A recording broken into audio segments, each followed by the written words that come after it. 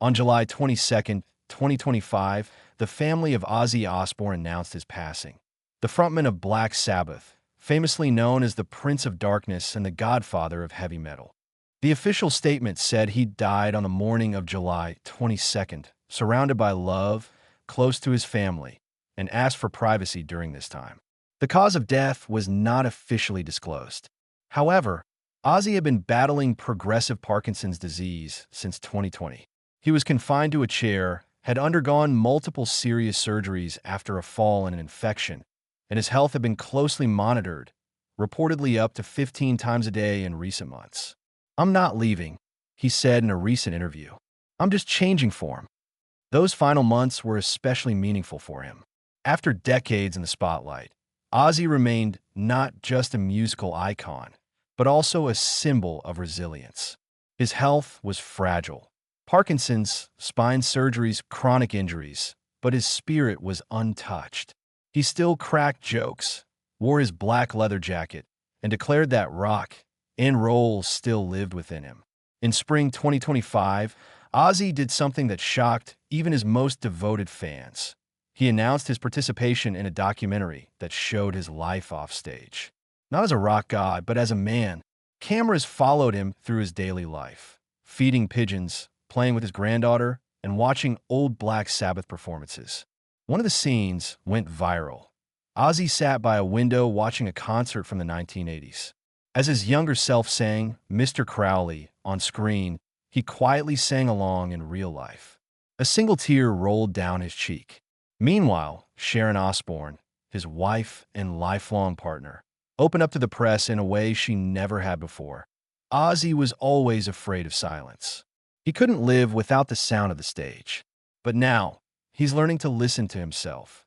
But the most powerful moment came that summer. Ozzy appeared at the Download Festival in the UK, not as a performer, but as an honored guest. He walked onto the stage holding a cane as the crowd roared. And then, without warning, the first notes of Crazy Train rang out. Ozzy took the microphone. It wasn't a concert, it was a farewell. Or perhaps a rebirth. He sang just 3 songs. His voice trembled, but each note cut through the hearts of those present. People cried, embraced, recorded with their phones, aware that they were witnessing history. At the end, he said, "I don't know if I'll ever get on stage again. But if that was my last time, it was bloody brilliant." After that, the conversation shifted. Would there be a biopic? Netflix confirmed that production had already begun. The lead actor remains unnamed, but producers said he became Ozzy, even started speaking like him. At the same time, Ozzy was working on his final album.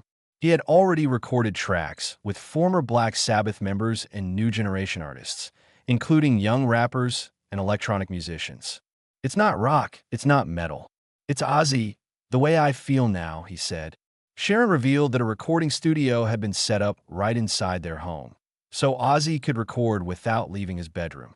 Sometimes, he would whisper lyrics into a recorder at night, so as not to wake her. He's still obsessed, but not with fame, with music. Another poignant moment came during an interview with the BBC. "I look back on my life and think, was it all a dream? I was born in Birmingham, in poverty, and I became the voice of an era. It's like magic," he said. Fans around the world launched an online campaign. #ThankYouOzzy. People posted videos of themselves singing his songs, telling stories of how Ozzy's music changed their lives. A young man in Tokyo said that, "Mama, I'm coming home," helped him reconcile with his father. A girl in Brazil said she overcame depression by listening to No More Tears every night. Ozzy saw these posts. Sometimes he replied. Sometimes he liked them. But most of the time, he just smiled quietly, sitting in his chair on the veranda, watching the garden fade into sunset. "I'm scared," he once admitted, "but I'm happy. I'm still here. And if my road is coming to an end, I've lived it loud as hell."